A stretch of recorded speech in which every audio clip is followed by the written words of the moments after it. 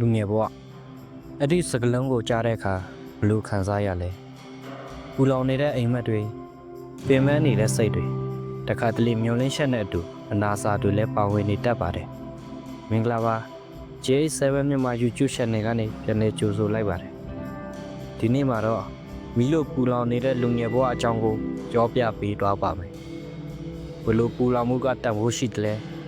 ဘလို့ပူလောင်မှုကကိုယ့်ဘဝကိုလောင်ကျွမ်းစေတယ်လဲဆိုတာကိုနက်နက်ရှိုင်ရှိုင်စူးစမ်းကြရအောင်လူငယ်ဘဝရဲ့မီးဆိုတာကစိတ်အားထက်သန်မှုကိုဆိုလိုတာပါတရားရောက်ရဲ့အောင်မြင်ရှင်တဲ့စိတ်လှုပ်ရှင်တဲ့စိတ်ပြောင်းလဲရှင်တဲ့စိတ်ဒါတို့လည်းပါဝင်နေပါတယ်ဘဝကိုမျောလင်းချက်နဲ့စတင်တဲ့အချိန်တရားရောက်အနေနဲ့ငါပါဖြစ်ရှင်တဲ့ဆိုတဲ့မိခွန်းကိုစတင်ဖြည့်ဆိုတဲ့အချိန်ဟာအပူလောင်ဆုံးနဲ့အခက်ခဲဆုံးအချိန်ပါပဲပူလောင်တဲ့လူငယ်ဘဝကအအောဖွယ်ရ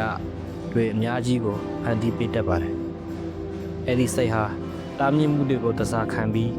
တန်ဖိုးရှိတဲ့အောင်မြင်မှုအဖြစ်ပြောင်းလဲပေးတတ်ပါတယ်အိမ်မက်ရှိတဲ့လူငယ်တယောက်မှာတွေးအေးနေတဲ့အချိန်မရှိပါဘူးမနဲ့အိယာထားတာနဲ့ဘာလို့ရမလဲဆိုတာသိနေလို့ပါလူငယ်ဆိုတာအကြောက်တရားမရှိတဲ့အရွယ်ပါမစမ်းတတ်ပဲမသိနိုင်ပါဘူးမီးလို့ပူလောင်နေတဲ့လူငယ်တွေကပတ်ဝန်းကျင်ကိုပြောင်းလဲနိုင်ပါတယ်ပူလောင်မှုကစတင်ချက်တစ်ခုပဲဖြစ်ပါတယ်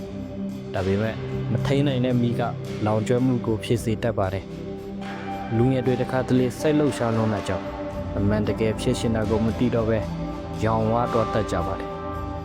အောင်မြင်ရှင်လုံးတာကြောင့်လေ့လာမှုအားနည်းလာတာကြောင့်ရုပ်ပိုင်းဆိုင်ရာပင်ပန်းရှင်မနာလိုမှုနဲ့ရှင်ပြိုင်မှုကမီးကိုလောင်ကျွမ်းစေခြင်းမီးလို့ပူလောင်နေတာကောင်းပေမဲ့မီးတောက်လောင်မှုမဖြစ်အောင်